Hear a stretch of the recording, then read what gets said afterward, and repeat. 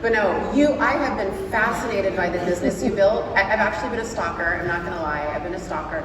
And I've watched you. I think you've doubled your business every year for the last 10 years, which I'm not a math major, which is pretty amazing. So can you walk us through, Bonneau? You started it from inception to where you are now. Sure. Guys, I was kind of a failed developer, and then I started as an agent about 10 years ago. And Bonneau, we should have said you're from Atlanta. I'm from Atlanta, Georgia.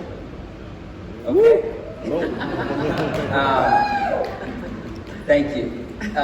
So I started 10 years ago as an individual agent, and it was just me. And I think when you grow teams, the best way to do it is when you get so busy that you can't function, you hire somebody else.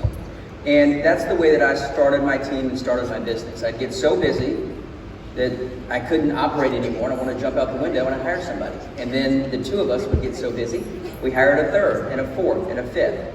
I got to where I had 14 people on my team, and it was just too big. I wasn't given the personal attention that I needed to give to my clients, and I scaled it back. Last year in 2019, I had me plus 4 other people, and we did $167 million worth of property sold. And this year, I have increased by 2 people on my team. So one is I'm working on a developer services project, and the other is I took my team to another city. So I'm 5 hours away in St. Simon Sea Island and have 1 person down there. But I was able to double my business every single year from when I started. And when I hit a year where I did the same volume the same year, I got frustrated. Even though it was $175 million, I felt that I was at a ceiling. So at that point, I wanted to continue to grow, so I started my business, Ansley Atlanta Real Estate. This was 4 years ago. Today, last year, Ansley Atlanta Real Estate did a little over $1.4 billion. And how many agents is that? We've got 225 agents right now. And how many locations? We've got 6 or 7 offices, and we should open 4 or 5 new offices this year. Fantastic. But it's a constant mindset with all the team members, and it focuses over to the company, is how do we continue to grow? And when I wasn't able to double the business as an agent, I started with the same mindset as the company to create habits that would create doubling environment. And as a team, when you want to increase your business, you need to build your team up the year in advance. So what I mean by that is, if you're a $50 million producer and the next year you're going to be a $100 million producer, you need to start the year off like a $100 million team. So that's going to be hiring maybe a closing coordinator or a listing coordinator or something to support the business of a $100 million team. And that's what we've been doing ever since we started. And that's how we operate the company as well, i.e. we'd hire a broker a year before we needed that broker to prepare the business for growth.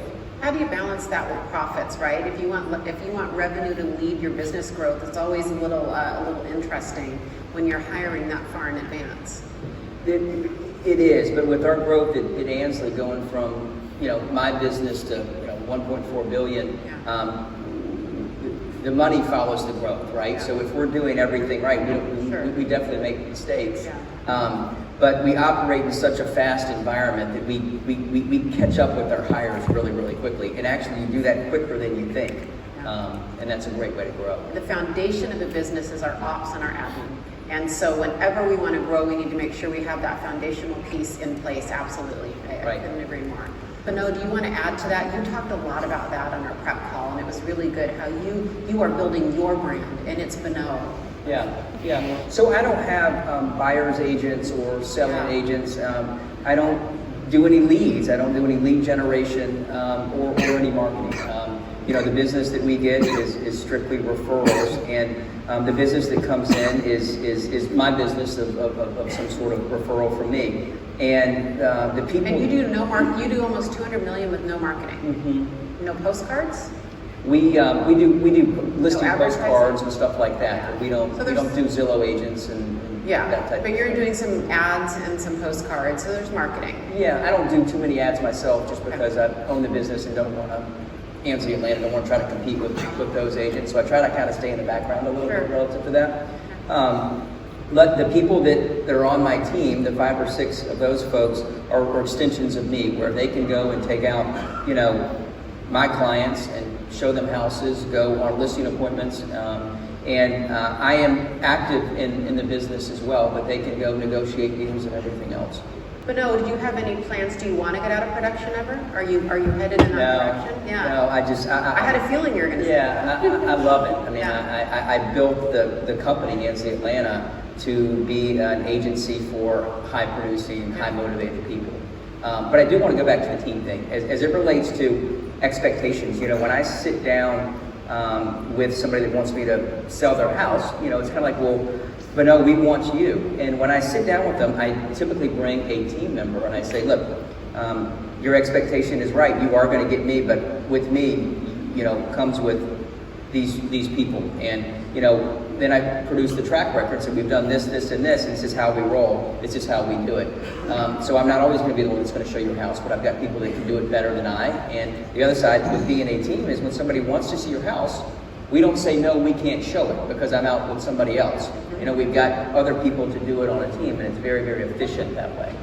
So you're involved in the key decisions. You're there for the conversion, for the initial meeting. I'm assuming you're involved in strategy, pricing, and negotiation. With my team, right? So we do it all together, and then I can step away and go run the business, do some more selling, and anything else that I do.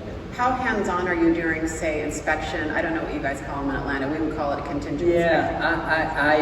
I'm about 10,000 feet above, right? Sure. So I don't want to dig myself into details. As I said on the Tuesday panel, I've never logged into the MLS. I don't know my username or password. I haven't written a contract in 6 or 7 years because I don't know how to get in there and do it. So I try to spend my time focused on exactly what I do best. And then I've backfilled all my weaknesses, because I've got a lot of them, and I've always said that I do, with very, very smart people that can backfill all the stuff that I don't do really well.